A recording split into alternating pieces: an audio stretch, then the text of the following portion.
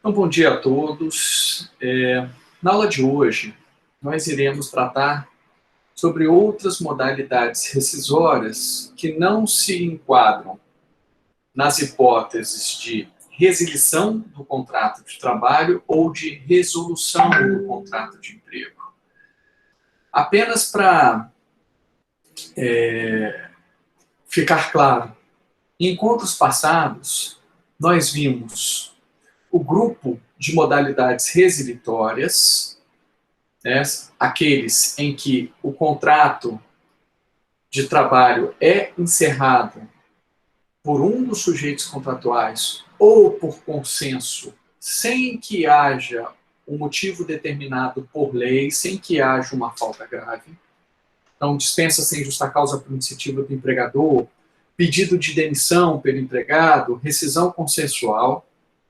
E vimos ainda, né, as modalidades resolutórias, em que o contrato de emprego é rescindido por uma falta grave cometida ou pelo empregado, no caso da justa causa, prevista no artigo 482, ou pelo empregador, na hipótese de rescisão indireta prevista no artigo 483, ou ainda, né, quando ambos os sujeitos contratuais praticam faltas graves, hipótese do artigo 484 de culpa recíproca.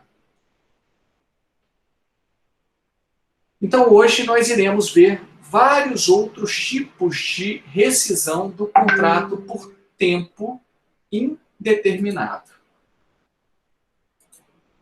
Iniciaremos com a rescisão decorrente de morte do empregado. Vamos supor que o contrato esteja em vigor e o empregado falece. Tendo em vista a pessoalidade inerente ao contrato de emprego, a morte do empregado certamente, necessariamente, provocará o fim do contrato de emprego. Não tem como manter o vínculo empregatício se o empregado falecer. E aí a jurisprudência e a doutrina, elas fazem uma distinção quando a morte do empregado decorre de motivos extralaborais, que não se relacionam, portanto, com o contrato de emprego. Por exemplo, a morte natural do empregado, ou quando a morte do empregado decorre de motivos laborais. Ele morre, por exemplo, em virtude de um acidente de trabalho. Então, há uma distinção dessas duas situações. No caso de morte do empregado por motivos extralaborais, uma morte natural, uma morte causada por uma doença, né, que não se relaciona com o trabalho, um acidente que também não decorre do trabalho, a doutrina e a jurisprudência têm entendido que as parcelas rescisórias dentro daquele checklist de 9 são as mesmas da dispensa sem justa causa, exceto aquelas parcelas rescisórias que decorrem efetivamente da rescisão contratual. Como, por exemplo, o aviso prévio, a indenização de 40% de FGTS, a indenização adicional do trintídio que antecede a database, que nós já vimos, e o seguro-desemprego. Isso porque não faz sentido, por exemplo, se o empregado faleceu, o empregador dar um aviso prévio para ele. Quer dizer, não vai dar um aviso prévio para o além, né? O empregado já faleceu, e de todo modo o empregador, né, não teve nenhuma culpa em relação a esse falecimento. Também não faz sentido o empregador indenizar o empregado falecido pela rescisão contratual, como ocorre nas parcelas relacionadas à indenização de 40% de FGTS e a indenização adicional do trintídio que antecede a database. São duas parcelas que têm o objetivo de indenizar aquele empregado em virtude de uma dispensa injusta. No caso da morte do empregado, a gente não pode considerar que a dispensa foi injusta. E, finalmente, não faz sentido o empregado empregador, perdão, conceder as guias de seguro-desemprego ao empregado falecido. O seguro-desemprego é uma parcela paga pelo Estado para suavizar os efeitos de uma dispensa injusta ao empregado falecido, ao empregado que perdeu, né, o emprego. Se o empregado faleceu, não faz sentido suavizar esses efeitos para este empregado já falecido, não vai mandar um dinheiro para o céu. Então, na verdade, se a gente for olhar, as parcelas devidas no caso de uma morte do empregado decorrente de motivos extralaborais que não se relacionam com o contrato de trabalho, são saldo de salário, as férias adquiridas, vencidas, proporcionais, tanto faz, o 13º salário e o FGTS. Só que essas parcelas, obviamente, vão ser pagas aos dependentes ou herdeiros deste empregado. Tá? Então, essas parcelas são devidas, porque o empregado fez jus a essas parcelas em vida, mas essas parcelas são pagas aos dependentes deste empregado, dependentes declarados ao INSS, isso por força do artigo 20, inciso 4, e caso não haja dependente, aos herdeiros. Tá? Essa lei 8.036, artigo 20, né, que fala que o pagamento deve ser feito aos dependentes, é para desburocratizar, porque a relação de dependentes já está no INSS, então fica muito fácil eles levantarem esses valores, também fica fácil para o empregador saber quem são. Agora, nem todo empregado tem dependente declarado no INSS, nem todo empregado tem filho, então aí vai ter que ser, o pagamento vai ter que ser feito aos herdeiros, né? Após, por exemplo, o inventário. Ainda aqui em cartório. Tá? Bem, apenas uma fala sobre seguro-desemprego. O seguro-desemprego não é devido, tá? No caso da extinção do contrato decorrente da morte do empregado por motivos extralaborais. O Estado não faz sentido o Estado pagar isso aos dependentes. O seguro-desemprego é uma parcela própria do próprio empregado que perdeu o emprego. Mas, né, caso o empregado ele é dispensado em vida, começa a receber esse seguro-desemprego ou, em tese, faria jus ao seguro-desemprego, né, durante um período até a sua morte, né, vamos supor que ele tem direito a 3, 4, 5 parcelas. Então ele fez jus à primeira e à segunda parcela e morreu. Ele já não está mais empregado, ele já perdeu o emprego. Essas parcelas aqui, em tese, devem ser recebidas pelo empregado, né, que faleceu posteriormente, ou caso ainda não tenha sido recebida, pode ser recebida aí, né, pelos sucessores até o evento morte. Mas essa situação ocorre quando o contrato não foi extinto pela morte do empregado, na verdade foi extinto pelo empregador, por iniciativa do empregador sem justa causa, e o empregado faleceu, né, durante o período em que ele deveria receber esse seguro-desemprego. Beleza? No caso de morte por culpa do empregador, por motivos laborais, mas aí é um motivo laboral qualificado, por culpa ou dolo do empregador, uma hipótese de acidente de trabalho por culpa do empregador, por dolo do empregador, porque não adotou as medidas de segurança adequadas, a doutrina, né, e aí eu cito o Maurício Coutinho Delgado e o Luciano Martinez, tem entendido que todas as parcelas seriam devidas, exceto seguro-desemprego, porque o Estado não paga. Mas a multa de 40% de FGTS, o aviso prévio, a indenização adicional do tritídio que antecede a database. Por quê? Porque aí seria uma situação que a rescisão do contrato se equipararia à rescisão indireta. A rescisão do contrato decorreu da morte do empregado, mas que foi causada pelo empregador.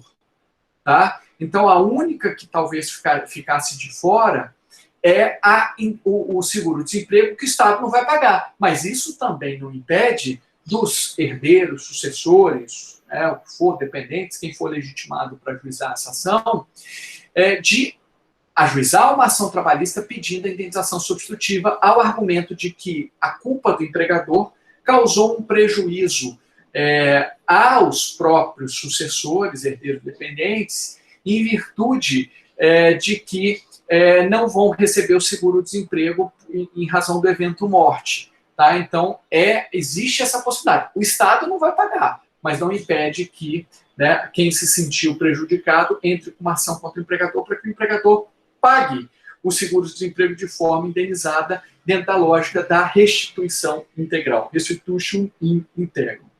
Ok?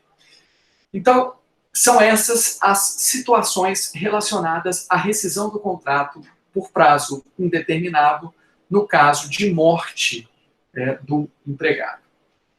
Agora vamos pensar na caducidade do contrato por desaparecimento do empregador. Tanto o empregador pessoa física como o empregador empresa. Né? A gente tem que imaginar que o empregador ele pode ser uma pessoa física, como pode ser uma empresa, um ente personificado e assim por diante. E aí a gente vai falar primeiramente da morte do empregador pessoa física ou empresa individual, da extinção da empresa por decisão patronal e das hipóteses de falência e recuperação judicial. São essas 4 situações que nós iremos tratar. Pois bem, morte do empregador pessoa física.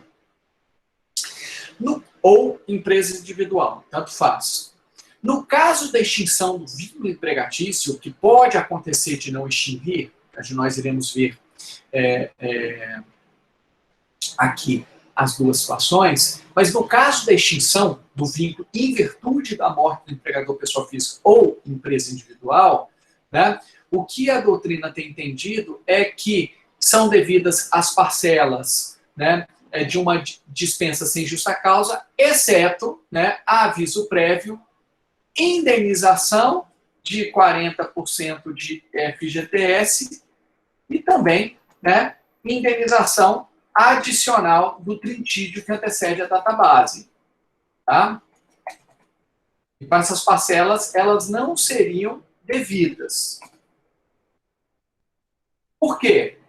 Porque, em tese, não é uma dispensa considerada injusta. Como é que o empregador que faleceu vai dar um aviso prévio?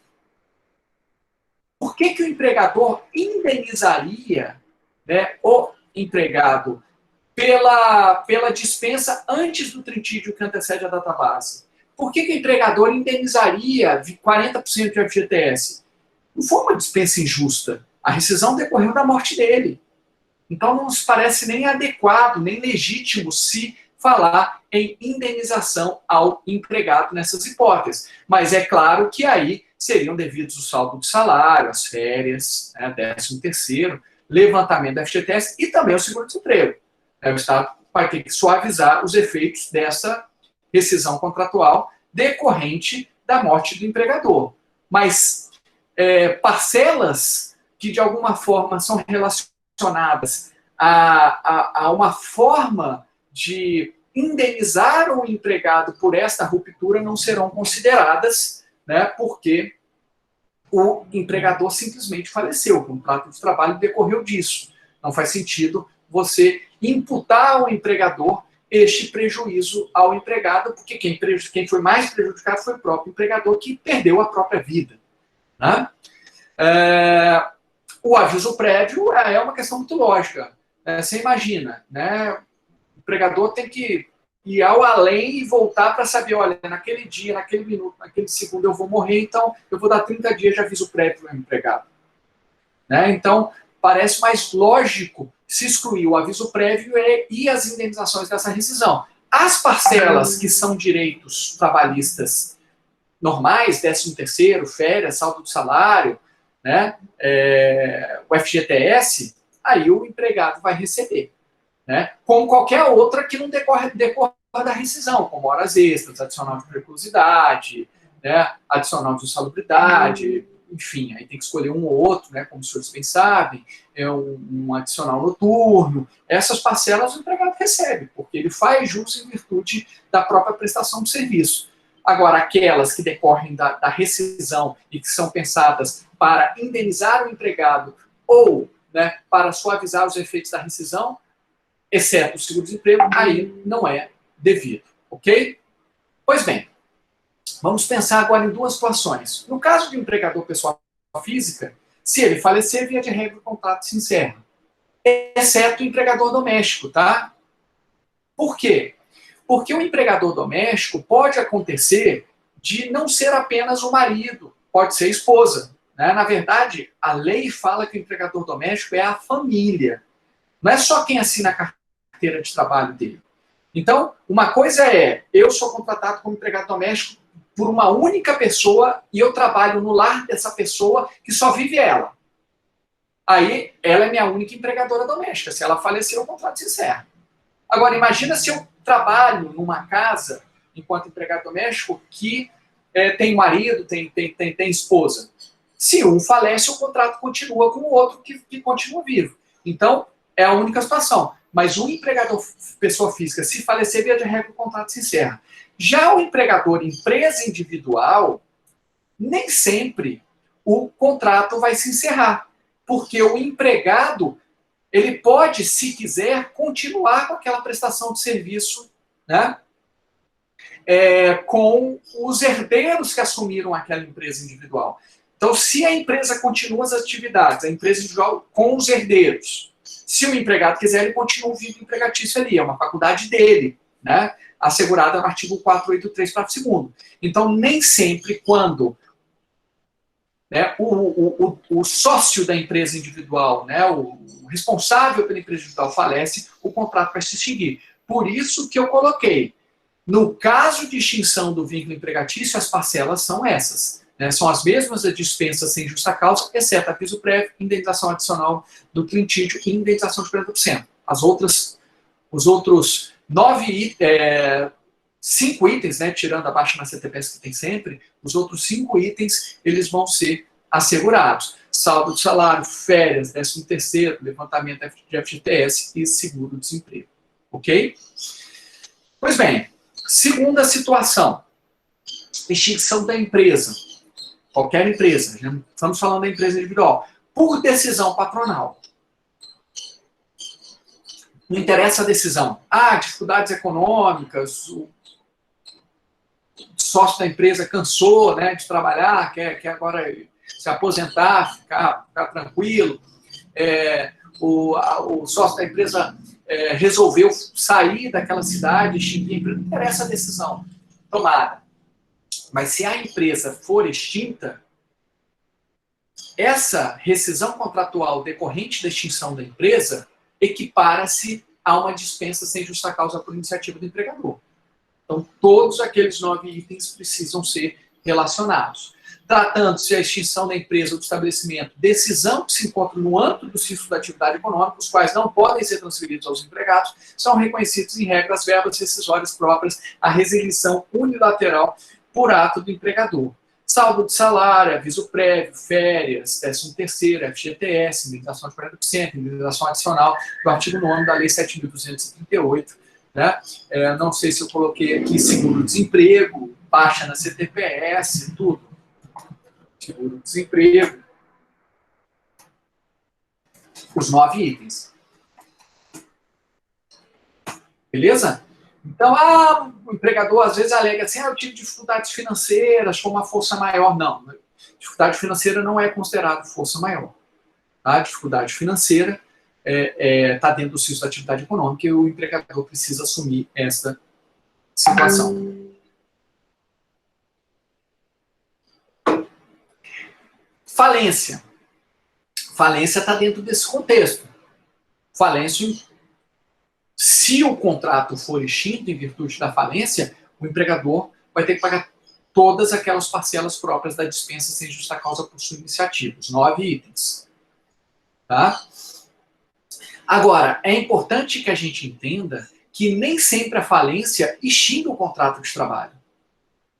A gente associa a falência com a extinção do contrato de trabalho. Nem sempre. Via de regra, com a falência, a maior parte dos contratos de trabalho são extintos. É verdade. Porque a empresa já não tem mais bens para aquela atividade econômica, para pagar os seus credores. Então, via de regra, ela se extingue.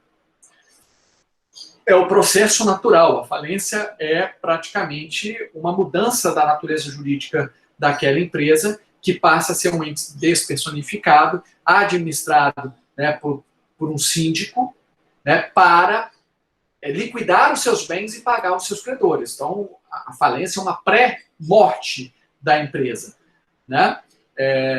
Agora, nem sempre ela extingue imediatamente todos os vínculos. É isso que a gente precisa entender. Porque alguns empregados podem continuar empregados da massa falida para preservar e guardar os bens. Para guardar e dar manutenção a esses bens. Então, às vezes, um vigilante continua, um porteiro, o pessoal lá que vai na Justiça do Trabalho para ser como preposto. Então, esse pessoal, às vezes, continua para que os bens sejam preservados. De todo modo, né, o importante é, extinto o contrato de trabalho com a decretação da falência, antes, depois, não importa, as verbas rescisórias serão aquelas de uma dispensa sem justa causa. Pois bem, o que a gente precisa saber de falência é, primeiro, que os créditos trabalhistas são privilegiados. A primeiro nível, primeira ordem. O primeiro pagamento a ser feito no caso de falência são os créditos trabalhistas e os decorrentes de acidente de trabalho. Mas no caso de créditos trabalhistas, até 150 salários mínimos por credor. Existe uma limitação para este privilégio. Professor, mas e se o diretor da empresa, que é um empregado, ele tem direito a verbas rescisórias que ultrapassam 150 salários mínimos? Bem, ele vai receber de forma privilegiada no primeiro nível de pagamento até 150 salários mínimos. O que ultrapassar os 150 salários mínimos, ele vai receber lá na sexta ordem de pagamento. Depois de créditos tributários, de vários outros tipos de credores, ele vai receber aquilo que ultrapassou os 150 salários mínimos, porque aí os créditos trabalhistas serão equiparados aos créditos quirografários. Tá? Então, vamos supor que um determinado empregado tem direito a 180 salários mínimos de verbas rescisórias, verbas trabalhistas, no geral. Até 150 salários mínimos, ele recebe de forma privilegiada, como primeiro pagamento. Os outros 30 salários mínimos que ultrapassaram os 150 salários mínimos, ele vai receber depois de vários outros. Se sobrar bem. Porque nem sempre sobra, né? A verdade é essa. Nem sempre sobra. Às vezes nem consegue pagar todo mundo, né? Que tem crédito privilegiado. Às vezes ali, só dá para pagar para você 50. Você tem 180 salários mínimos, mas os bens da empresa que sobraram só consegue pagar 40 salários mínimos. A gente tem que pagar todo mundo de forma proporcional. Então, se sobrar, aí ele vai pagar. Provavelmente não vai sobrar, mas é mais comum que ocorre. Os créditos de acidente de trabalho, eles não têm essa limitação, tá? Então, não tem qualquer limite para pagamento de crédito de acidente de trabalho, porque já é uma coisa mais grave. A pessoa perdeu a capacidade laborativa, teve a capacidade reduzida, ela não vai conseguir trabalhar direito. Então, esses precisam receber sem qualquer tipo de limitação a 150 salários mínimos. Bem, no caso de recuperação judicial, que eu acho que é uma matéria que vocês estão tendo este semestre, né? Isso vai ser repetido e estudado mais profundamente com o professor que dá essa disciplina. O que é importante saber é que não há limitação para pagamento, tem que pagar toda a parcela rescisória. E a recuperação judicial, ela, em tese, não extingue o contrato de trabalho. A empresa também não é extinta. A ideia é que a empresa se recupere, ela fique um tempo sem ser cobrada pelos credores, né? Lembrando dos tempos de criança, é como se fosse uma altas, né? Altas, então ela vai ficar 180 dias sem poder ser cobrada pelos credores, sem poder ser executada, para que ela consiga ter um oxigênio, se respirar, se soerguer, né?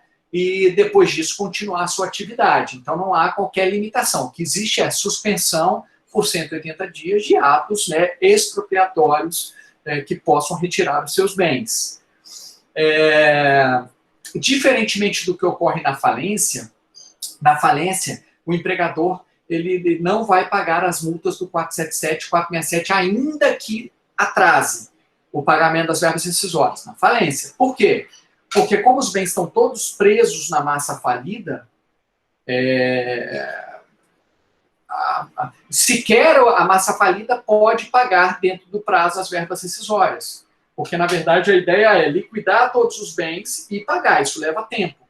Então, na falência, não há pagamento de multas do 477, 467 da CLT, que nós já vimos. Na recuperação judicial, não. Na recuperação judicial, a empresa vai ter que pagar dentro dos prazos corretos, sob pena, né, de pagamento das multas do 477 e do 467. Tá? Então, uma diferençazinha entre falência e recuperação judicial é que na falência não haverá pagamento de multas do 477 e 467, ainda que se atrase o cumprimento das obrigações rescisórias, e na recuperação judicial há. Né, ela tem a obrigação de cumprir né, os seus deveres rescisórios dentro do prazo dentro do prazo estabelecido por lei. Bem, e se o contrato for rescindido por força maior? Hipótese aqui prevista nos artigos 501 e 502 da CLT. 501 e 502 da CLT. Bem, primeiramente, o que a gente precisa observar é o que é força maior. E aqui eu apresento um conceito: acontecimento inevitável para o qual não concorreu o empregador que afetou substancialmente sua atividade. Diante da assunção dos riscos da atividade econômica pelo empregador, via de regra, a força maior norma trabalhista está associada a catástrofes da natureza. Exemplo: incêndios, enchentes, inundação. Aqui a gente não tem terremoto, mas enfim, entraria aí, né? Até tem tremores de terra, né? Entraria terremoto, a gente não sabe como é que a coisa vai ser no futuro, né? Cada vez está piorando aí, pelo que a gente percebe. Então, são, via de regra, situações relacionadas à natureza, catástrofes naturais, deslizamento de terra por conta de chuva e assim por diante. Agora, a CLT é muito clara no sentido de que a redução das parcelas rescisórias somente ocorrerá se a força maior for tamanha que impõe ou a extinção da empresa, e aí os contratos são extintos, ou a extinção de um dos estabelecimentos da empresa. Então, se ocorrer força maior, isso causar um certo prejuízo, mas não determinar a extinção da empresa, a gente não vai aplicar essa disposição específica. E o que traz essa disposição específica de novo? O artigo 502 diz que se o contrato de trabalho for extinto em virtude de uma força maior, se o contrato de trabalho for extinto em virtude da extinção da empresa decorrente da força maior, ou extinção do estabelecimento decorrente da força maior, a indenização será paga pela metade. É assim que está a redação dos artigos 501 e 502. Mais especificamente, eu acho que é o 502 da CLT. Você vê, aqui a CLT mereceria uma reforma, né? Um esclarecimento maior de quais são as verbas rescisórias. O que é pagamento pela metade da indenização? Isso gera uma série de dúvidas. Agora, pergunta se na reforma trabalhista, só um minutinho, pergunta se na reforma trabalhista de 2017 houve a preocupação em tornar as coisas mais claras neste particular. O mote da reforma trabalhista de 2017 não foi corrigir aquilo que efetivamente a CLT é confusa. O mote da reforma trabalhista foi reduzir o custo da mão de obra. Aí tem aqueles que entendem que isso é interessante, tem aqueles que entendem que isso não é interessante. Tá? Mas o fato é que o mote da reforma trabalhista foi reduzir o custo da mão de obra e aí, obviamente, favorecendo o empregador. Né? Porque aí o custo é menor. Né? Mas não foi efetivamente passar um pente fino e, aquilo que a CLT é confusa, tal, vamos tentar aperfeiçoar. É um caso típico. O que é indenização pela metade? São todas as verbas rescisórias pela metade? Não são? Isso gera uma série de problemas. Antes de passar a palavra ao colega, Só para a gente finalizar isso aqui da força maior, e se alguém tiver dúvida, eu passo. E aí existe uma divergência, por exemplo, entre o Maurício Godinho, Delgado, o Luciano Martinez e o Ricardo Rezende. O Maurício Godinho Delgado reconhece apenas a redução pela metade da multa de FGTS. Então, na verdade, para o Maurício Godinho tem que se pagar tudo de forma integral, numa hipótese de força maior que determina a extinção da empresa e a extinção dos contratos, exceto a multa de 40% de FGTS, que seria paga apenas a multa de 20% de FGTS. Então, para ele tem que pagar saldo de salário integral, 13º integral, férias integrais, aviso prévio integral, e só a multa de 40% pela metade. Já o Luciano Martinez e o Ricardo Rezende entendem que tudo tem que ser pago pela metade, exceto o saldo de salário e as férias adquiridas, né, com 1/3. Como se fosse uma hipótese de culpa recíproca. E como as hipóteses de força maior são muito raras, né, há até quem entenda que sim, o Instituto está muito esvaziado, o fato é que a gente não tem uma jurisprudência tão clara do que é dominante. Mas se eu pudesse arriscar, me parece que a hipótese que é mais aceita é de que, no caso de força maior, a gente deve pagar como se fosse uma culpa recíproca. Como o empregador não é culpado nem o empregado pela extinção do contrato de trabalho, que determinou a própria extinção da empresa, os ônus e os bônus devem ser divididos. Embora o artigo 502 fale em pagamento de indenização pela metade, então a literalidade sugira que seria apenas o FGTS, que é a indenização específica, na verdade, né, a jurisprudência, que a gente pode falar com uma certa tendência, né, é uma tendência, a gente pode falar que é dominante, mas é uma tendência, ela tem aplicado a mesma lógica da culpa recíproca, porque na culpa recíproca, o artigo 484 também fala em indenização pela metade. E a súmula 14, quando vai interpretar o que seria uma indenização pela metade relacionada à culpa recíproca, diz que apenas pela metade aviso prévio e multa de 40%, então multa de 20%. Apenas integral, melhor dizendo, é saldo de salário e férias adquiridas, aquelas já vencidas, no período aquisitivo vencido. O resto tudo pela metade, né? Então, 13º pela metade, férias proporcionais pela metade, aviso prévio pela metade, multa de 40% pela metade, né? Aviso prévio pela metade, férias proporcionais pela metade, 13º pela metade, multa de 20% também pela metade. A imprevidência do empregador, em outras palavras, a culpa do empregador na extinção da empresa afasta a força maior. Então, se o empregador for responsável pela extinção da empresa, não há que se falar em força maior. Dificuldades econômicas também afastam a força maior. Está tendo uma crise econômica aqui por conta de uma crise no mercado global, enfim. Isso afasta a força maior. Porque os riscos da atividade econômica devem ser suportados pelo empregador e ele não pode transferir isso aos empregados. Tá? E aí, voltando, né, a força maior tem que ser aquela que determine para que haja esse benefício de pagamento pela metade das parcelas rescisórias, com exceção do saldo salário e as férias adquiridas, né? As férias adquiridas. Estou usando o termo que a colega sugeriu para não confundir com o período concessivo. Parece que é uma nomenclatura realmente mais precisa, embora não seja a mais utilizada.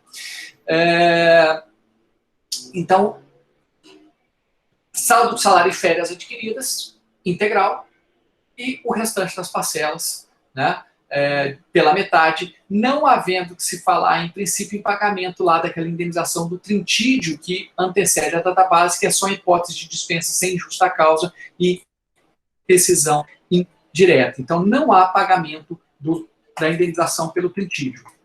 Não há pagamento da indenização do trintídio, que antecede a data base.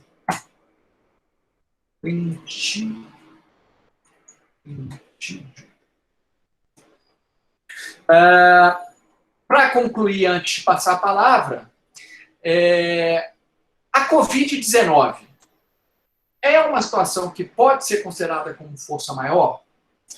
Então, a própria MP 927, aquela que tratou inicialmente, né, da Covid-19, cuja vigência já se encerrou, que ela não foi, né, confirmada pelo Congresso no prazo específico, dizia no seu artigo 1º, parágrafo 1º, que a Covid-19, essa situação relacionada à pandemia do coronavírus, seria, sim, considerada uma hipótese de força maior.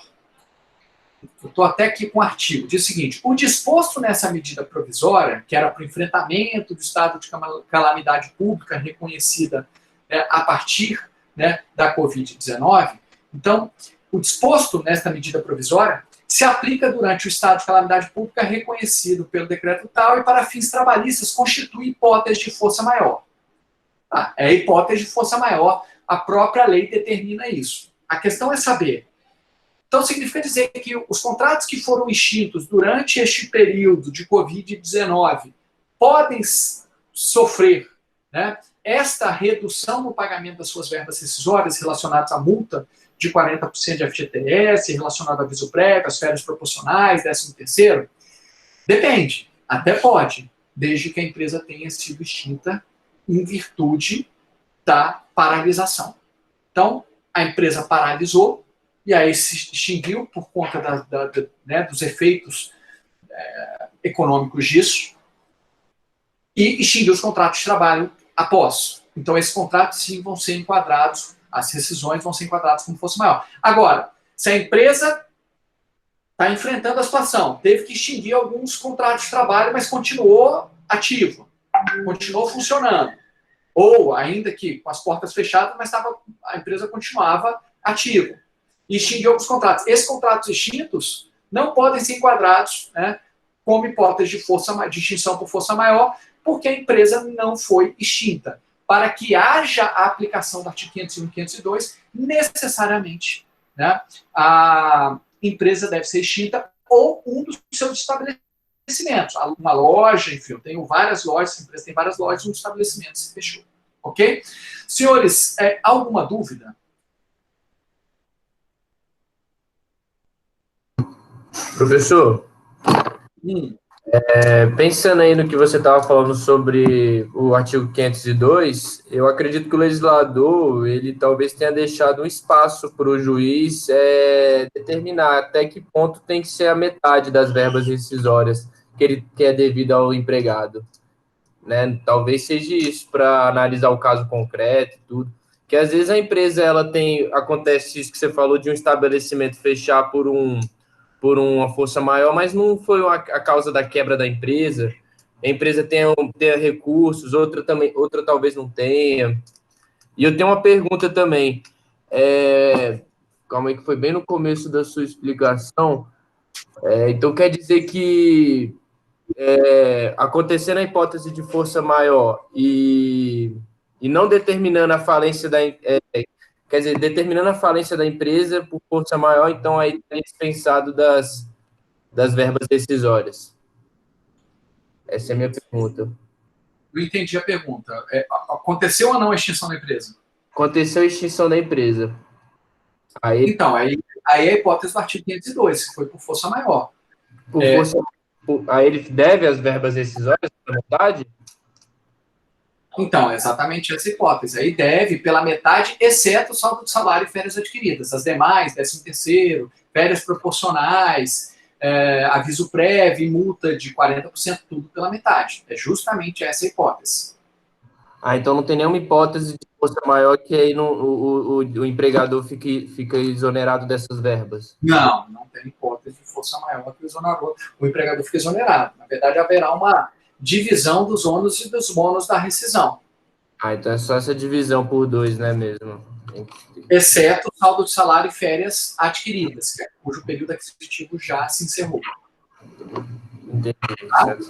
Agora, quanto ao primeiro comentário, eu penso que não, com todo respeito, porque, na verdade, a CLT em 43, assim, ela tem várias virtudes, mas a gente tem que pensar o seguinte, que estava se consolidando a legislação do trabalho, ainda era uma coisa muito incipiente, o país era praticamente agrário, trabalhadores urbanos era coisa de 30%.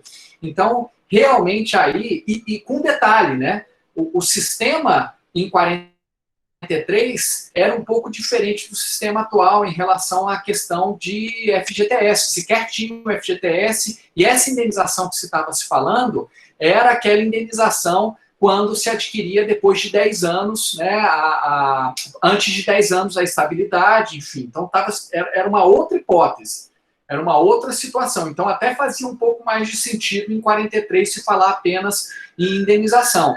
Né? Entretanto, hoje em dia, a gente tem várias outras parcelas rescisórias e seria conveniente que a CLT esclarecesse. Né? É claro que o legislador ele não pode pensar em todas as situações, mas aquela situação que ela é clara, de força maior, por exemplo, seria conveniente que ele definisse, olha, são essas as parcelas. E não deixar a critério do juiz decidir, porque senão cada juiz vai decidir de um jeito. Você vê que, passados tantos anos, né, desse dispositivo, a gente ainda está discutindo isso. Né? Não faz muito sentido, passados mais de 70 anos, a gente discutir, poxa, é só a indenização de FGTS que é pela metade ou outras parcelas também devem ser consideradas? E na prática é isso que está acontecendo. Então, assim, na minha avaliação, esse tipo de dispositivo deveria sim passar por uma reanálise para que a situação ficasse um pouco mais clara. Sempre é muito sensível à conveniência de reformas legislativas, porque o risco também é que haja uma modificação para piorar. Né? Quer dizer, a ideia inicial é tornar mais claro, mas vai que ali na hora, em virtude da conjuntura e do conflito de forças hegemônicas no Congresso, se decida alterar o dispositivo para piorar. Então, eu entendo que é muito sensível, né? Qualquer tipo de reforma. Entretanto, né, infelizmente, a gente, depois de vários anos, ainda tem dúvida em relação a essa situação que é bastante pontual e que não é tão significativa no contexto da litigação trabalhista. Tá? Falando em fato do príncipe, que é facto príncipes, o que seria essa modalidade prevista no 486? Aí essa situação ainda é mais rara ainda. Exemplo da força maior é muito raro. Seria a ordem à proibição imprevisível e irresistível de autoridade por conveniência ou oportunidade administrativa que frustra a continuidade do contrato de emprego em razão do fechamento do estabelecimento. Então, vamos supor, um governo estadual resolve desapropriar determinados imóveis, né, inclusive comerciais, lá na época das Olimpíadas. Né, possivelmente isso aconteceu, foram desapropriados vários imóveis ali no Porto, a construção de museus, de uma série de monumentos e locais, né, destinados aos eventos esportivos, tanto Copa do Mundo como Olimpíadas. E aí vamos supor que tenha lá um imóvel que funciona uma empresa e a empresa teve que ser desapropriada, o imóvel teve que ser desapropriado, a empresa teve que fechar suas portas, teve que extinguir o contrato de trabalho porque demora esse procedimento de transformação, enfim, de transferência de atividades. Essa é a hipótese do fato do príncipe. É uma ordem, né, imprevisível e, sob a perspectiva do empregador, irresistível, quer dizer, ele não pode resistir, porque é uma determinação do próprio governo, da própria autoridade administrativa, tanto federal, estadual, municipal, não importa, distrital, que determina a extinção do contrato de emprego. O que diz o artigo 486? Diz que a indenização deverá ser paga pelo governo que causou esse prejuízo à empresa. E aí, mais uma vez, a gente discute o que é essa indenização. Quais são as parcelas devidas? Pela lógica, as parcelas devidas ao empregado são as mesmas de uma dispensa sem justa causa por iniciativa do empregador. Agora, quem vai pagar o quê? Bem, a corrente majoritária entende que o empregador deve pagar todas as parcelas próprias da rescisão sem justa causa, exceto a indenização de 40%. Esta ficaria a cargo do governo, que foi responsável pela paralisação da atividade da empresa que determinou a extinção do contrato de trabalho. Tá? Então, a indenização de 40% ficaria a cargo do governo. As demais parcelas ficariam a cargo do empregador. Eu entendo, né, que o empregador deveria pagar aquelas parcelas próprias do contrato de trabalho, decorrentes do tempo de serviço, né, como, por exemplo, saldo do salário, férias proporcionais vencidas e 13º, e o governo que determinou a desapropriação, por exemplo, do imóvel e, consequentemente, a extinção do contrato de trabalho, ficaria responsável por aquelas parcelas que decorrem efetivamente da rescisão, como o aviso prévio, a indenização de 40% e a indenização do trinsídio que antecede a database.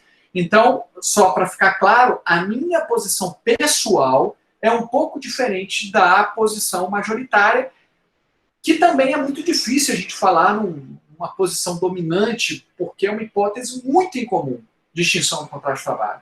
Fato príncipes, né? O príncipe aqui representado pelo Estado, que é uma rescisão que decorre de um ato do Estado que acaba determinando a extinção do contrato de trabalho. Agora, é importante a gente também avaliar que essa situação de fato príncipes, ela somente vai ocorrer quando o empregador não tiver culpa na determinação do ato da autoridade estatal. Em outras palavras, vamos supor que o imóvel foi desapropriado porque plantava drogas ilícitas, aquela hipótese da emenda constitucional. Vamos supor que a empresa foi interditada porque não tinha alvará de funcionamento. A culpa é do empregador. Aí já não é fato do príncipe. O empregador foi culpado pela interdição da sua própria empresa. E aí você não pode colocar na conta do Estado, porque o Estado ele tem a obrigação de interditar, de fiscalizar e impedir que empresas irregulares atuem. Bom, e a questão da Covid, né, mais uma vez, a pandemia do coronavírus, a gente poderia enquadrar como fato do príncipe? Eu entendo que não. Eu entendo que não. Por quê? Porque a obrigação do Estado, né, não apenas respeitar, mas proteger e satisfazer o direito de saúde das pessoas. Então o Estado ele tem se entende que efetivamente precisaria de uma quarentena, porque é algo que impediria ou diminuiria as mortes, né, das pessoas, então o Estado ele tem responsabilidade de determinar isso. Não foi um ato de conveniência do Estado. É uma obrigação do Estado, é um pouco diferente, é um dever do Estado ter essa determinação. É claro que a gente vai entrar numa discussão, era necessário, não era necessário, aí não convém a gente entrar aqui. Né? Mas, em princípio, se entendendo que era um ato para, de alguma forma, respeitar, proteger e satisfazer o direito de saúde das pessoas, aí, obviamente, a gente não poderia enquadrar como fato do príncipe, porque não se trata apenas de uma conveniência ou oportunidade administrativa, mas sim de uma obrigação, né, determinada pela própria Constituição. Ok? Dúvidas? Outros tipos de rescisão contratual. Nós temos um outro grupo de rescisão que é rescisão por dissolução. É quando o contrato ele é extinto em virtude de alguma nulidade. Então, a extinção ela é determinada por uma nulidade ocorrida. Caso típico, menor que trabalha, menor de 16 anos que trabalha. Exceto na condição de aprendiz, que aí é possível. Mas vamos supor que não seja aprendiz. Se nós temos uma relação de emprego entre um menor de 16 anos e um empregador, esta relação ela é nula. E essa nulidade tem efeitos ex nunc, segundo a melhor doutrina. Não retroagem. Por quê? Porque, do contrário, se esses efeitos da nulidade retroagissem, você estaria beneficiando o empregador que está explorando a mão de obra infantil de forma irregular. Então, os efeitos dessa nulidade ocorrem do momento em que se decreta a nulidade daquele contrato para frente. O contrato não pode continuar, mas todos os direitos que o menor, né, faz jus devem ser reconhecidos. 13º, férias, horas extras, o que for. Mas o contrato ele não pode prosseguir a partir da declaração de nulidade. Mesma coisa a hipótese de imigrantes ilegais e trabalho escravo. Também os efeitos dessa nulidade são ex nunc, não retroagem. Os efeitos, os direitos adquiridos até o momento da nulidade devem ser respeitados. Porque, mais uma vez, você estaria beneficiando o empregador que está explorando essa mão de obra irregular. E não tem como se devolver as partes ao estado anterior, ao status quo ante, porque o empregado, ainda que num contrato irregular, ele já prestou serviços. Então, essa é a ideia. Um pouco diferente é a hipótese de nulidade por ilicitude do objeto. Se o objeto do contrato é um crime, se o objeto do contrato é uma contravenção penal, aí os efeitos dessa nulidade são ex tunc, retroagem até a data da contratação. Ninguém deve nada para ninguém. Então, vamos supor, um matador de aluguel, um traficante. Ah, tem relação, pessoalidade, subordinação, onerosidade, não interessa. Nenhum efeito vai ser gerado. Porque aí a nulidade é muito mais grave do que na situação anterior. É um crime o objeto do contrato. Tá? Isso vocês viram em Direito do Trabalho 1, mas vale a pena repetir.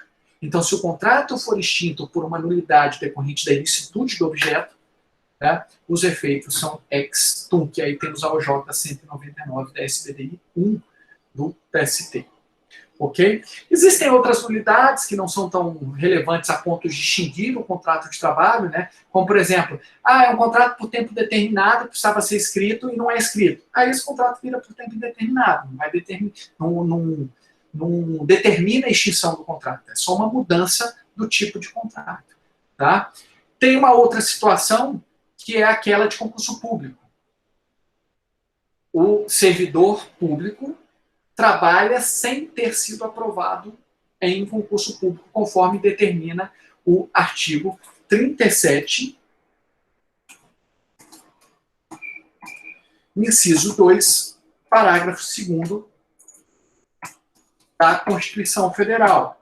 Aí a súmula 363 do TST diz o seguinte, olha, o contrato ele é nulo, porque a prévia aprovação em concurso público é imprescindível, mas, considerando que ele trabalhou e o Estado cometeu essa irregularidade, porque bem ou mal o Estado é que contrata essa pessoa, ele vai ter direito ao FGTS e ao saldo de salário. Dos dias trabalhados não pagos, garantido o mínimo legal e as horas trabalhadas. Para ficar claro para vocês o que diz a súmula 363, que é muito explorada em OAB, em concurso, né? Especialmente aqui em Brasília, porque tem muito servidor público. Ele vai ter direito a 2 parcelas, no caso de extinção do contrato de trabalho. Ao FGTS, que está depositado, ou se não tiver depositado, ele tem direito ao FGTS. E ao saldo de salário. Os dias trabalhados são pagos, porque você, se ele deu a energia dele para aquela atividade, ele precisa ser remunerado por isso, segundo a lógica do TST. Só que nesse saldo de salário é garantido, no mínimo, o salário mínimo por hora trabalhada. Porque em algumas situações, em algumas regiões do país, às vezes professor lá no meio rural, eles ganhavam menos que salário mínimo, a prefeitura pagava menos que salário mínimo para ele, pagava R$200, R$300. Aí não, ele tem direito ao salário mínimo pelas horas trabalhadas. Então, se ele trabalha 8 horas e 44 semanais, ele vai ter direito ao salário mínimo integral. Se ele trabalha 6 horas e 30 semanais, ele vai ter direito à proporção de 6 horas diárias e 30 semanais do salário mínimo. A hora dele tem que ser a hora do salário mínimo. E se ele ganhar mais que o salário mínimo, ele ganha R$5.000, ele tem direito ao salário normal dele, né, de R$5.000. O que não pode é ele receber menos que o mínimo. Professor, e se ele trabalhar 10 horas por dia? Ele vai ter direito a 10 horas garantido o salário mínimo hora. Ele não vai ter direito a 8 horas normais e 2 horas extras, porque a hora extra é adicional simples, ou é a hora simples mais adicional. Ele não vai ter direito ao adicional de horas extras. Ele vai ter direito às 10 horas simples. É o que diz a súmula 363 do TST. Ok? Professor, e no caso de dispensa que é discriminatória? O empregador está dispensando um empregado porque ele é um afetivo. O empregador está dispensando o empregado porque ele é negro. O empregador está dispensando o empregado porque ele é gordo. O empregador está dispensando o empregado porque ele vota no político X, ele é de esquerda, ele é de direita, ele é nazista, ele é... Né? Nazismo deixa eu tirar porque é mais complicado, mas ele é como é que aquele pessoal que veste preto, cabelinho assim mais emo, né? Ele é emo, tem tatuagem, ele tem cabelo grande, ele tem brinco, Se a dispensa for discriminatória, o que acontece? Como nós vimos, senhores, o empregador ele pode dispensar sem justa causa, porque o artigo 7º, inciso 1, ainda não foi regulamentado. Existe só o artigo 10 do ADCT, que manda pagar, em caso de dispensa sem justa causa, uma multa de 40% ou indenização de 40% de FGTS. Mas o empregador poder dispensar sem justa causa atualmente não significa dizer que ele pode dispensar de forma discriminatória. O empregador não pode dispensar uma grávida porque ela está grávida. O empregador não pode dispensar uma pessoa porque ela é gorda, ou porque ela está doente, ou porque ela tem uma doença. O empregador não pode dispensar alguém porque usa barba, porque tem uma orientação X, porque professa a religião Y, porque é de esquerda, é de direita, né? Para a gente ser bem atual, que estamos vivenciando hoje em dia, essa dicotomia horrível. Né? Ninguém sabe o que é direita e esquerda, mas enfim, é um balaio de gato e todo mundo fala e repete. Então, se o empregador dispensar por um fator injustamente desqualificante, para a gente tentar abranger todas as hipóteses de discriminação, nos dizeres de Maurício Couto de Delgado, né, que ele usa a expressão fator injustamente desqualificante, a legislação trabalhista já possui uma solução muito clara, artigo 4º da Lei 9.029, que diz o seguinte: no caso de uma dispensa discriminatória, o empregado tem 2 caminhos possíveis, ele é que escolhe. Ou ele volta para o emprego, ou ele, se ele não quiser voltar, ele não volta. Basicamente é isso.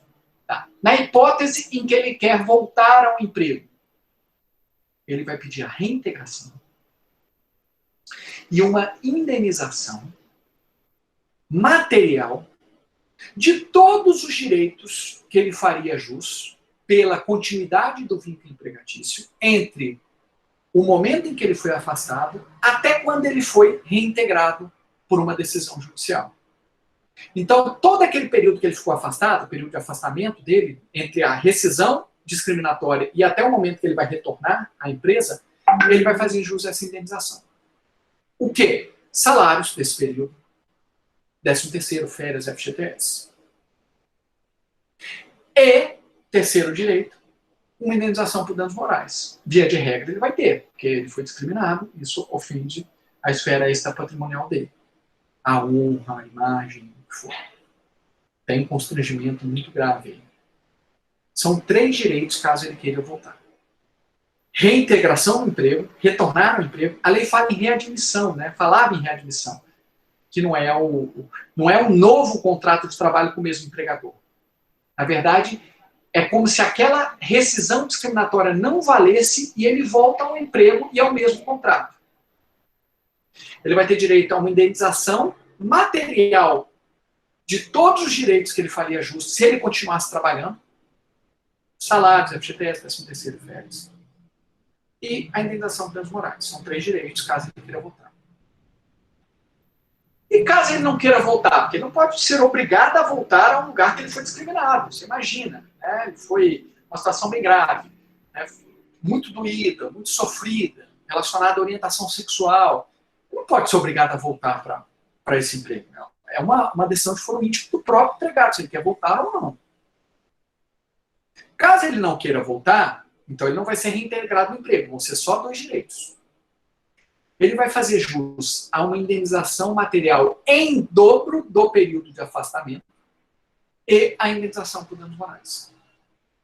E a indenização material em dobro, considerando todos os direitos que ele faria jus caso o contrato se continuasse. Salário, férias, 13º, FGTS, tudo em dobro, 2 vezes isso.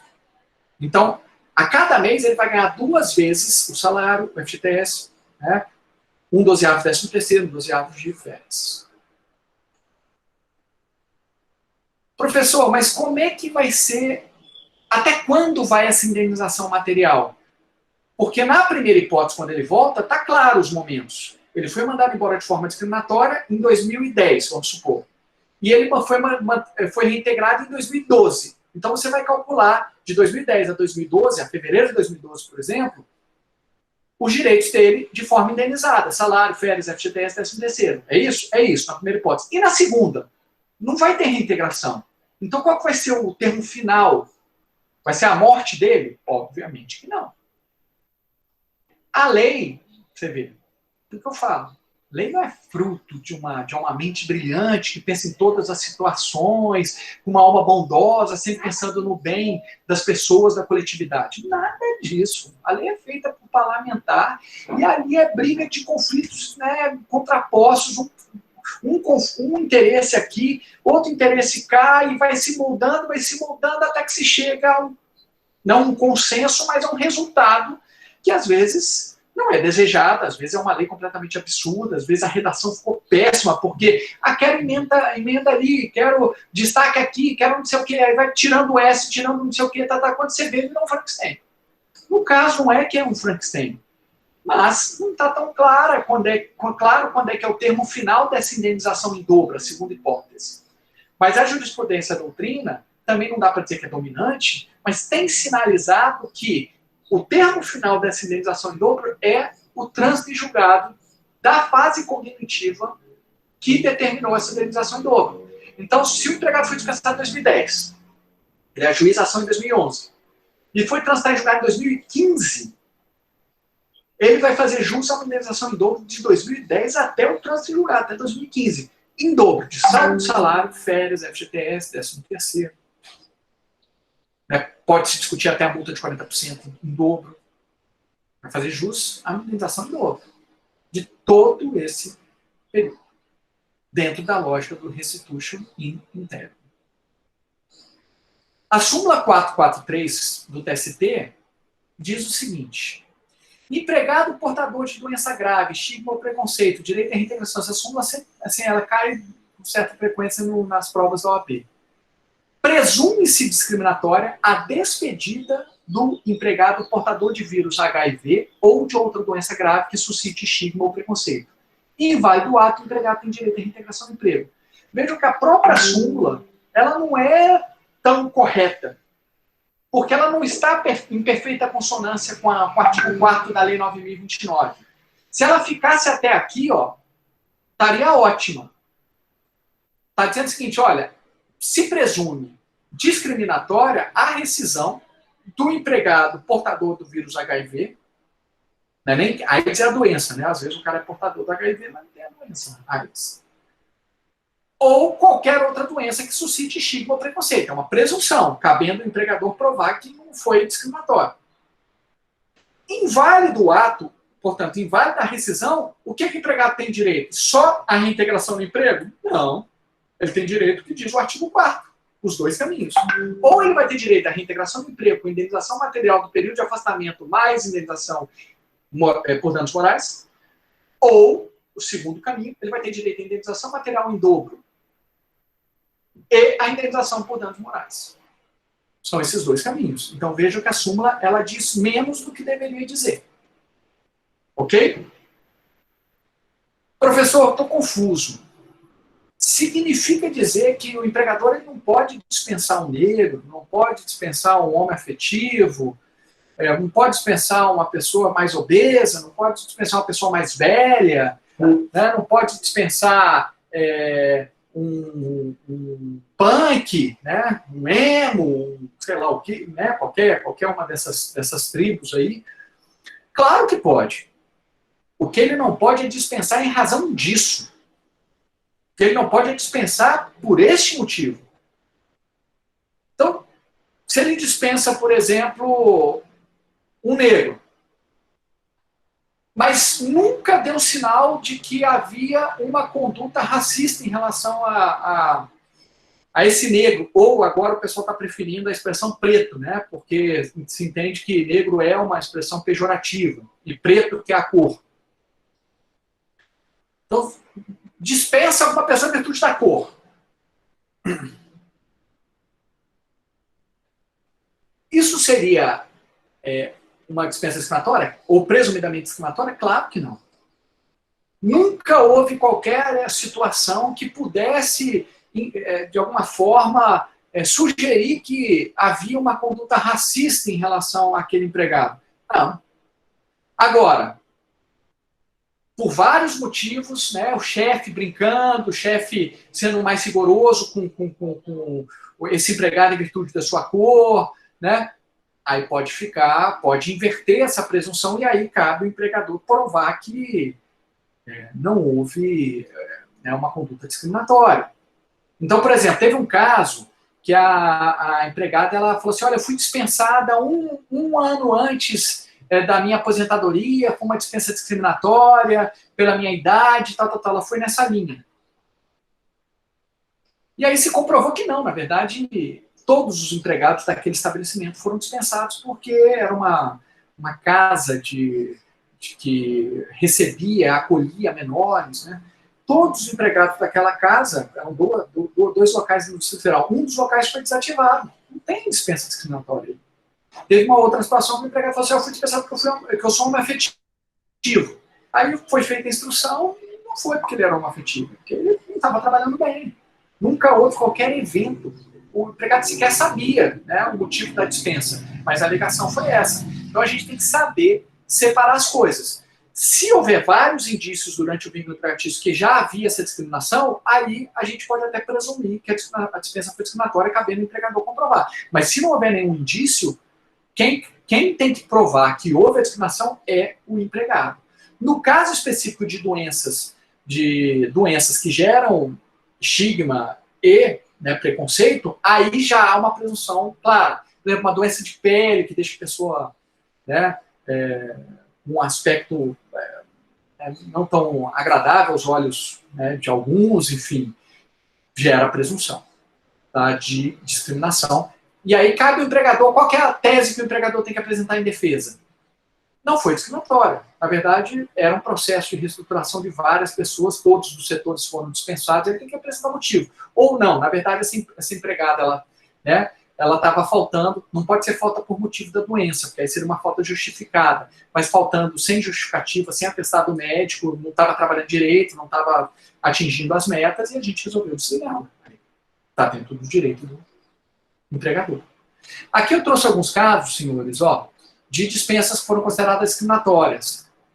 Esse caso aqui do câncer é bem curioso. Ele estava com câncer e ele foi submetido a uma cirurgia, teve que fazer um tratamento. Logo depois do tratamento ele foi dispensado. Se entendeu? Caso de esquizofrenia, cirrose, glaucoma, lúpus. Foram casos em que se entendeu que havia discriminação. Teve um caso de orientação sexual, teve um muito curioso de estado civil, são dois que eu me recordo. Um que a empregada, ela em tese foi dispensada, não apenas por isso, mas também por isso, porque ela era solteira, outro porque ela era casada. Vou explicar os dois casos.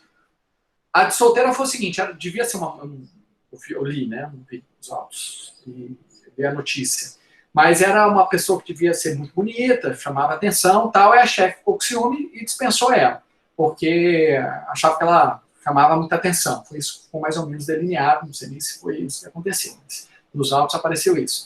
A da casada foi o seguinte, o chefe dava em cima dela e ela casou. Aí o chefe casou, se sentiu você vê que o chefe, às vezes, ele se sente dono do empregado, né? Então, perdeu o interesse porque ficou magoadinho e dispensou a empregada porque ela anunciou o casamento. Aí ela conseguiu reverter isso. Teve um caso que a empresa dispensava todo mundo que completava 60 anos, isso é altamente discriminatório. E teve um outro caso que a empresa dispensava todo mundo que completava 30 anos. Você imagina, né? Você completa 60 anos, ao invés de ganhar um presente, ou completa 30 anos de casa, né? 30 anos de contrato, ao invés de, poxa, você ser homenageado por estar tanto tempo na empresa, você é dispensado. Altamente discriminatório. Teve uma empregada que era constrangida para participar de cultos religiosos em determinada empresa para se libertar, né? A chefe era evangélica e ficava coagindo e constrangendo a empregada a participar dos cultos religiosos no final de semana. A empregada não ia e ela acabou sendo dispensada. Tem casos de deficiência pré-existente, superveniente, enfim, deficiência superveniente. Um empregado que, num acidente doméstico, ele perdeu a visão, né, foi espingardinha de chumbo. E aí, o que a empresa fez? Esse caso foi sob segredo de justiça, então eu não consegui nem informar o número do processo, porque eu não tive acesso. Mas era de uma igreja, e a igreja fez o seguinte: olha, você não tem mais emprego para você aqui no Distrito Federal, você vai ter que ir para Recife. Só que o cara já estava aqui trabalhando há 30 anos, 20 anos na empresa, era muito tempo mesmo. E ele conseguiu provar que tinha, sim, a posição dele aqui. Na verdade, a transferência dele era uma forma dele pedir demissão, porque todas as raízes dele estavam aqui e tal, e se entendeu que isso era discriminatório. Foi isso que eu consegui extrair a respeito do processo tramitar em segredo de justiça. Dispensou grávida é discriminatório? Posso adotar uma daquelas duas posições? Depende. Se o empregador não sabia que ela estava grávida e dispensou ela assim, não é discriminatório, mas a empregada tem direito à estabilidade e vai ter direito a ser reintegrada, se for o caso, né,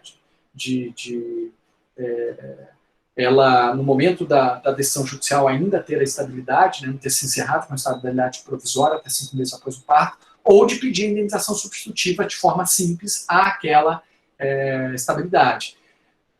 Agora, se o empregador dispensar pela razão dela estar grávida, por este motivo, aí seria discriminatório e poderia adotar um daqueles dois casos, inclusive a indenização em dobro. Tá? Situações de raça, etnia, cor. Tem uma também muito interessante, que é a discriminação por exercício de um direito. Né? O empregado é dispensado por exercer um direito dele. Ajuizar uma ação, por exemplo. O empregado ajuizou uma ação trabalhista contra o empregador. Isso é um direito constitucional. Não pode ser dispensado por isso. Isso seria discriminatório. Quem trabalha muito isso é o ministro Augusto César. Né? Foi a tese, salvo o melhor juízo, acho que de mestrado dele. O empregado ele foi dispensado porque fez greve. Se for uma greve lícita, né? Não pode ser dispensado por isso. Ou porque se filiou ao sindicato, ou porque foi chamado como testemunha. Ele não tem opção. O empregado é obrigado a ir. Falou alguma coisa que desagradou o empregador. Não pode ser dispensado por isso. Por este motivo, pode ser dispensado por outro. Tá? Então, esse tipo de rescisão, em virtude do exercício do direito ou de cumprimento de um munus público, ou do cumprimento de munus público, ou seja, de obrigação pública, também seria uma dispensa considerada discriminatória. Rescisão em virtude do estilo de vida. Eu sou harleiro, gosto de heavy metal, O empregado tem que ser avaliado de acordo com as atividades que ele executa, não em virtude do seu estilo de vida. Né? Então, se eu sou punk, mas eu trabalho efetivamente bem, se eu sou emo, se eu sou da tribo do heavy metal, o que for, eu não posso ser dispensado. Se eu tenho uma tatuagem, não posso ser dispensado por isso. A gente tem que abrir um pouco a cabeça. O empregado foi dispensado por ser obeso. Né? Teve um caso muito interessante de uma monitora do Vigilantes do Peso. ela já era monitora há muitos anos, quase 30 anos, e o metabolismo de todos nós, homens e mulheres, modifica com a idade. E ela foi ganhando peso. Mas ela sabia toda a teoria, motivava os seus, né, as pessoas a fazerem as dietas, mas ela, por algum motivo, não estava emagrecendo. O empregador fez o seguinte: olha, você tem que emagrecer, você está prejudicando a minha imagem. Você tem que emagrecer, você tem que emagrecer, você tem que emagrecer. Ela não emagreceu, ele deu uma justa causa nela, deu uma suspensão depois deu uma justa causa. Isso é discriminatório. Né? A atividade de ser monitora, ainda que do vigilante do peso, não existe que a pessoa seja magra, gorda, bonita ou feia. Né? Imagina se uma loja ela contrate apenas pessoas bonitas e recuse as pessoas feias. Em princípio, isso é discriminatório. A Hollister, né, ela teve que fazer um acordo, não foi no Brasil, tá? Porque às vezes a gente fica achando que no Brasil a justiça do trabalho é extremamente protetiva e lá não. Nos Estados Unidos, a Hollister precisou fazer um acordo porque a Hollister só contratava modelo. Né? Só contratava aquele pessoal sarado, né? Até porque eu acho ridículo, mas enfim, né? Há quem goste. Muitos vendedores atendem sem camisa, você imagina. Uma vez eu estava viajando no exterior e aí vi aquele cheio de gente, especialmente adolescente. Quando eu fui olhar, era um vendedor tirando foto sem camisa, ótimo, né? Barriga tanquinho, excelente. Mas assim, não é totalmente desnecessário. E a Hollister teve que fazer esse acordo porque, né, a gente não pode privar ou restringir o contrato de trabalho em virtude de questões estéticas. Me recordo uma vez uma aluna minha falou assim: mas eu tenho academia, né, eu tenho que ter imagem e tal. Ótimo, a imagem sua tem que ser construída, inclusive de forma diversa. A academia não é só para quem é bonito e sarada, especialmente para quem, né, precisa fazer isso por uma questão de saúde. Você imagina se todo mundo, se todo empregador se arvorasse no direito de só contratar pessoas bonitas, só contratar pessoas brancas, só contratar pessoas heteroafetivas. Quer dizer, a gente está restringindo de forma indevida o acesso da pessoa aos bens necessários à sua sobrevivência. A gente tem que encarar o trabalho como um acesso a bens materiais necessários à sobrevivência das pessoas. A pessoa ela não pode ficar sem esse acesso porque o empregador tem um capricho e não gosta, né, disso, daquilo, não sei do que, né, baseado num fator injustamente desqualificante.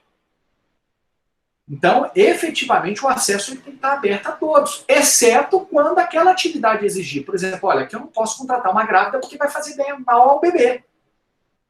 Né? Tem radiação, não tem como, né, contratar uma grávida. Ok. Agora, você imagina, né? A pessoa está grávida, precisando de emprego para sobreviver, inclusive para o bem da criança, ela tem uma restrição porque ela está grávida. A gente não é inocente, a gente sabe que, na prática, tem discriminação, né? Mas, em tese, eu estou falando em tese, isso não é possível.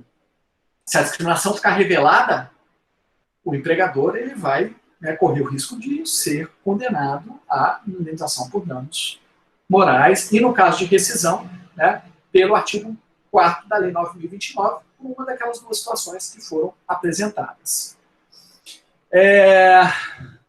E aí o nosso último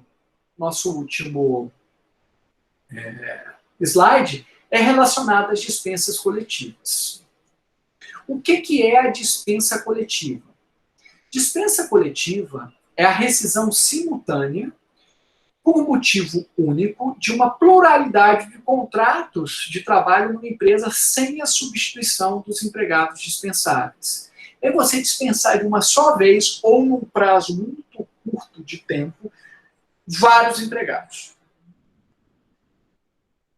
A discussão que se travava aqui é que a dispensa coletiva ela tem que ser tratada de forma diferente das dispensas individuais, em virtude dos efeitos, dos impactos e das repercussões sociais que, né, são derivantes dessa dispensa coletiva. Uma coisa é dispensar um empregado, outra coisa é dispensar 4.000 empregados numa comunidade. Na verdade, quando você dispensa 4.000 empregados, você está causando um impacto significativo naquela comunidade, porque você está interferindo na vida não apenas de 4.000 empregados, que é um volume muito grande, mas de 4 mil empregados e das respectivas famílias desses empregados. Assim, filme bastante interessante, né, na verdade um documentário bastante interessante sobre os impactos de dispensas coletivas é o Roger e Eu, daquele cineasta americano, Michael Moore. Na verdade, o que aconteceu? Na década de 80, a General Motors americana resolveu transferir a planta da sua fábrica da cidade de Flint para um outro local. Por quê? Que é o processo de desconcentração industrial, né, que ocorre em vários países do mundo. Era mais interessante, sob a perspectiva da empresa, você transferir para um outro local que tinha atrativos fiscais, que você poderia construir uma planta mais moderna, que a mão de obra era mais barata do que efetivamente você se manter naquela localidade. E a cidade de Flint era a cidade que tinha a planta principal da GM, General Motors do mundo. Então, era uma cidade extremamente próspera, né, ao longo dos anos, né, do American Way of Life, né, daqueles anos dourados dos Estados Unidos. Então, todo mundo tinha uma condição de vida bastante adequada e sofreu aí na década de 80. E aí a cidade, assim, teve toda sorte de impactos sociais que se pode imaginar, né, desde casos de alcoolismo, droga, furtos, assassinatos, divórcios de pessoas, as pessoas perdendo suas casas. Tem uma cena muito triste no documentário, que quem vai fazer o despejo das pessoas é a polícia nos Estados Unidos, né? Então, o xerife lá foi na casa e a mãe era uma mãe negra com 4 filhos, né? E eles do lado de fora, no sofá já do lado de fora da casa, e o policial falou assim: olha, lamento, mas eu estou cumprindo minha obrigação, e fecha a porta, ela veda, tranca a porta, e a família fica do lado de fora, totalmente desamparada, né? Então, há uma discussão muito grande se as dispensas coletivas devem ser tratadas como as dispensas individuais. Na dispensa individual, o empregador não precisa revelar o motivo. Ele dispensa quem ele quiser, desde que não seja de forma discriminatória, como ele quiser. Simplesmente dispensa, não precisa do aceite de ninguém, tem nenhuma condição nas dispensas individuais. E na dispensa coletiva? Diante desses impactos sociais, da repercussão que isso pode causar numa comunidade. Você imagina uma cidade que vive em torno de uma empresa. A empresa fala o seguinte: olha, a partir de agora eu vou fechar aqui essa empresa e vou abrir outro local. Deve ser pensado algo antes para tentar evitar esse prejuízo?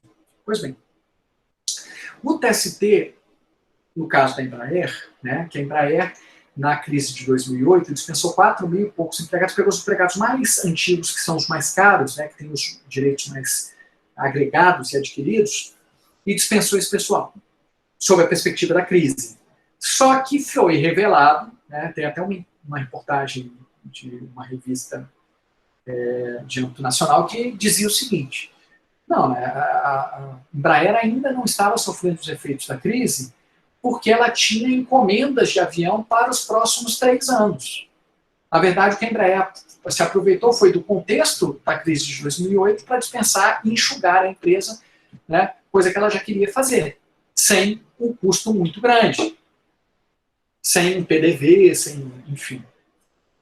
E aí o TST falou o seguinte: olha, antes dessa medida de dispensar coletivamente vários empregados de uma só vez, a Embraer deveria ter tentado outras etapas, deveria ter tentado colocar os empregados de férias coletivas, reduzir a jornada com redução de salários, para a preservação de empregos. Ela deveria fazer esse ajuste pontual para enfrentar a crise. Tinha que passar por essas condições. Como a Embraer não quis e simplesmente decidiu dispensar de uma só vez esses empregados, então essas dispensas não são válidas. Esse era o precedente. Bem, o que aconteceu com a reforma trabalhista? E é uma coisa que é bastante lógica, né? Lógica sob a perspectiva, ok, o empresário ele tem que buscar lucro, ele tem que, de alguma forma, na medida do possível, buscar o que é melhor para o seu negócio.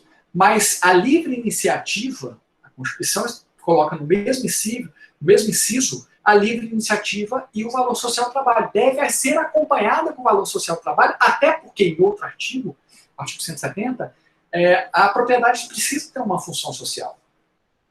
Então, embora se prestigie a livre iniciativa, né, as empresas elas precisam ter uma responsabilidade social e, dentro do possível, claro, dentro do possível, evitar, né, algo que prejudique muitas pessoas. Porque isso causa um impacto comunitário muito grande. É claro que se chegasse à conclusão, olha, no nosso caso aqui, poxa, a gente tentou reduzir, tentou dar férias coletivas, mas não adianta, a gente está com um prejuízo muito grande. Então, realmente, a gente vai ter que dispensar. Ok, aí está autorizado a dispensar. O que não se poderia fazer, como foi feito na Embraer, é dispensar sem, em tese, a necessidade apenas para redução de custo e contratar outras pessoas, né, mais baratas. Foi mais ou menos isso que foi feito, ou que se quis fazer. Né? Porque tinha lá realmente as encomendas, né? O mercado da aviação civil não trabalha com base no mês seguinte, trabalha com anos à frente, então demora muito tempo para fazer, e primeiro se encomenda, depois, né, se entrega o avião. Né? É uma coisa bem atual hoje em dia, a empresa trabalha sob demanda, quer dizer, encomendei esse avião, pronto, estou pagando e aqui já vai se fazer, não faz o avião para depois vender, na verdade é o contrário. Mas o que aconteceu com a reforma trabalhista? Não é muito difícil a gente adivinhar. A reforma trabalhista, o mote foi redução de custos, sob a perspectiva de que isso ia gerar mais emprego. A pergunta que se faz, alterando a legislação vai gerar necessariamente mais emprego? Não, a gente sabe disso, sempre soube, houve esse debate, mas esse debate foi engolido pelas circunstâncias da época. Né? Realmente foi a tempestade perfeita para que houvesse uma redução do direito do trabalho. Aquele contexto ali de 2017, crise política, crise econômica, crise social, isso facilita muito a redução de direitos. Então, embora tenha ocorrido a redução pela reforma trabalhista, né, mesmo antes da crise do Covid, não houve uma retomada de empregos, a verdade é essa. Não houve retomada da economia. Né? Ano passado, a economia cresceu 1%, o PIB cresceu 1%. Isso é pífio num país em desenvolvimento como o nosso. Né? Pois bem, com a reforma trabalhista, artigo 477-A, as dispensas coletivas foram equiparadas às dispensas individuais. O que significa isso? Significa que, né, não há necessidade de tomar medidas anteriores para se dispensar coletivamente. Se o empregador quiser dispensar 5 mil empregados de uma vez, ele tem esse direito. Isso pode ser questionado judicialmente, né, sobre a perspectiva de, até sobre a constitucionalidade do valor social do trabalho, da responsabilidade social da empresa, mas é o que temos por hoje. Né? Hoje, atualmente, esse dispositivo está em vigor e o artigo 477-A equipara dispensas individuais, plurimas e coletivas. Em outras palavras, para dispensar milhares, centenas de trabalhadores, não há necessidade de qualquer medida prévia. Não há necessidade de conversar, negociar com o sindicato para ver alguma medida paliativa, alguma medida que possa evitar essas dispensas coletivas, como férias coletivas, redução de salários e redução de jornada. Não. O empregador é que decide. Liberdade total para o empregador. Né? Independentemente dos efeitos que isso pode causar na vida das pessoas. Ok?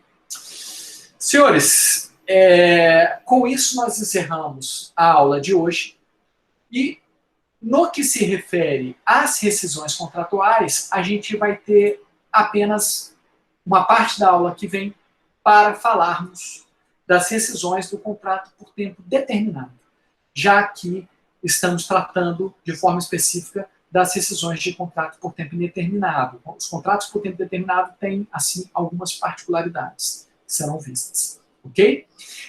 Eu pergunto aos senhores, há alguma dúvida? Eu não vi o link aqui, deixa eu ver se tem perguntas no link. Ana Paula. Não, tudo certo, professor. Obrigado aí pela aula. Obrigado. Deixa eu só responder, Ana Paula. Recentemente, uma loja fez um processo seletivo só para pretos, como forma de uma maior inserção dos pretos. O que o senhor acha sobre isso? A polêmica da semana, né? Polêmica da semana, com briga de associações de magistrados do trabalho, né, tem mais de uma, né, a associação principal é a ANAMATRA, que se colocou a favor dessa prática, né, porque se entendeu que não há uma discriminação reversa, digamos assim. É um tema muito polêmico,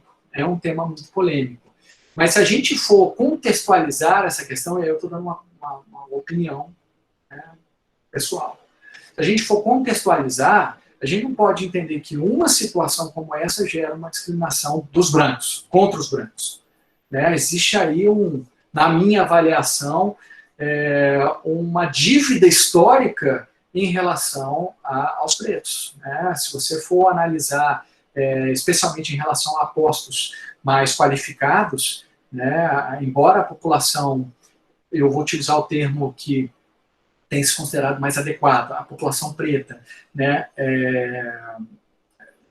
seja mais significativa no contexto brasileiro, não no americano, né, não no americano, mas no brasileiro com certeza, a gente tem pouquíssimos representantes, né? Então, é claro que a gente não é inocente, senhores, de pensar que a Magazine Luiza, que é a empresa, não fez esse tipo de campanha para ter um ganho, uma repercussão. Isso tudo foi muito bem pensado. Tá? Então, a marca fica em evidência, é uma empresa que, de alguma forma, quer colar a imagem dela em uma responsabilidade social, enfim. Mas o fato é que foi uma estratégia colocada e a gente não pode imaginar que apenas uma situação como essa geraria uma discriminação contra os brancos. Então, na corrida da vida, senhores, os brancos estão lá na frente, né? Especialmente pessoas de classe média alta e classe média alta e classe alta. Quer dizer, a gente tem muito mais condições. Esse discurso da meritocracia é um discurso que precisa ser muito bem pensado, muito bem refletido, porque é claro que quem se esforça precisa ser elogiado, mas nem sempre o esforço é suficiente para a gente ter as mesmas condições. As condições, elas não são iguais para as mesmas pessoas, especialmente num país como o nosso, né? E aí eu dou o meu exemplo, né, para não dar o exemplo de outras pessoas, né? Sempre estudei nos melhores colégios aqui do Distrito Federal, né? Meus pais me deram uma família estruturada, meus pais são casados até hoje, né? Sempre tive acesso aos melhores livros, na verdade eu comprava 2 livros para cada matéria, era mais ou menos a prática que eu fazia, porque eu não gostava de estudar por um autor só. Claro que eu vou ter muito mais facilidade, muito mais chance de conseguir passar num concurso como eu passei do que outras pessoas. Então a gente não pode perder isso de mente. A gente não pode se achar melhor que os outros porque conseguiu. Tive os meus méritos? Talvez, mas certamente se eu não tivesse essas condições, eu teria que se esforçar muito mais e possivelmente eu não ia conseguir, né, alcançar tudo que os senhores têm condição de alcançar quando estudam numa faculdade como o CEUP, né? Então, é um tema polêmico, vocês pediram minha opinião, eu não sou de me eximir, né, de dar a minha opinião, né? Mas eu estou com a opinião dada pela presidente Noêmia Porto, que semana que vem, inclusive, vai estar no Law Experience, eu recomendo que assistam, porque ela é uma pessoa fantástica, no sentido de que é possível, sob a perspectiva constitucional, interpretar de forma contextualizada que não há uma discriminação aí, né? Obviamente, né, se for uma medida pontual, né? Agora, se efetivamente for a partir de então uma medida que a loja vai tomar para sempre, talvez haja um risco maior. Seria mais interessante a reserva de cotas, né? A reserva de cotas, que também é um tema extremamente polêmico, mas não significa dizer que não seja necessário, né? Não significa dizer que não precisa ser aperfeiçoada. A gente tem mania de, eu não gosto, a pessoa tem uma doença, não estou gostando do tratamento, então vamos tirar qualquer tratamento e a pessoa morre. Mais ou menos, eu não gosto da fiscalização ambiental, então vamos desmantelar a fiscalização, não vamos dar multa para ninguém. Essa não é a solução, obviamente. Se há problemas na fiscalização trabalhista, na fiscalização do meio ambiente, na fiscalização do for, vamos aperfeiçoá-la, vamos identificar quais são os problemas e vamos tentar resolver. É falta de estrutura, é corrupção, existe... Porque eu já vi muito esse tipo de argumento. Existe uma indústria da multa. Ok, vamos tentar verificar o que é e corrigir isso, mas a indústria da multa não pode ser motivo para a gente acabar com a fiscalização. A fiscalização é necessária, o Estado tem a obrigação de fiscalizar. Mesma coisa aqui, cotas. Cotas tem uma série de problemas, mas isso significa dizer que a gente não deva pensar numa política afirmativa relacionada a isso? É só quem olha para o próprio umbigo e que quer a manutenção das estruturas vigentes é que pensa dessa forma com o devido respeito. Né? Quer dizer, é só a gente ver, né, quem, no Congresso, mulheres, por exemplo. Cadê a representação das mulheres no Congresso? Aí a gente olha para os países mais de nível de cidadania maior e vê o seguinte, poxa, lá tem cota para mulher em conselhos administrativos de empresa. Né? Será que não é o caso? Não estou falando só de raça, estou falando de tudo. Tá? Então são temas polêmicos, mas que a gente precisa pensar de uma maneira um pouco mais abrangente e, né, sinceramente, dar graças a Deus que na maior parte das vezes a gente não sofre, né, essas discriminações. E olha que eu sou branco, né, meu lugar de fala, né, para lembrar da Djalmila, né, Ribeiro, que nos falou aí semana passada, meu lugar de fala é lugar de fala de alguém que teve todas as condições para conseguir alcançar o que eu alcancei. Então é bem diferente daquele que realmente sofre na pele diariamente. Tá bom, senhores? Professor, pois não. Você estava falando de cotas e eu acabei lembrando. Quando eu estava conversando com a colega, e ela tem um professor na faculdade dela, bipolar. E aí, no final da aula, ele começou a alterar o humor dele. Não sei se ele estava sob efeito de remédio ou faltou o remédio. Aí ela disse que uma colega dela falou que existe cota para professores deficientes. Realmente existe essa cota? Ou até a deficiência, vamos dizer assim, do professor tem uma limitação? Existe mesmo cota? Essa cota?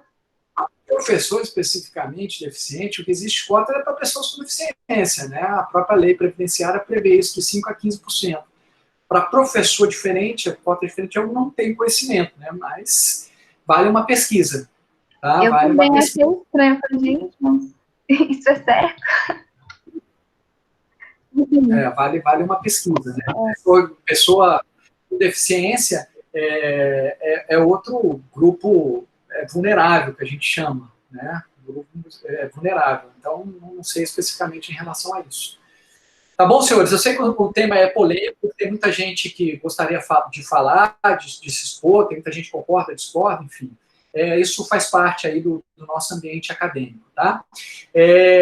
Eu vou encerrar a gravação e semana que vem, terça-feira, a gente continua essa última parte de rescisão do contrato de trabalho, já entrando, né, na parte relacionada a estabilidades e garantias do emprego. Tá bom? Agradeço muitíssimo, um bom final de semana para todos e até o nosso próximo encontro.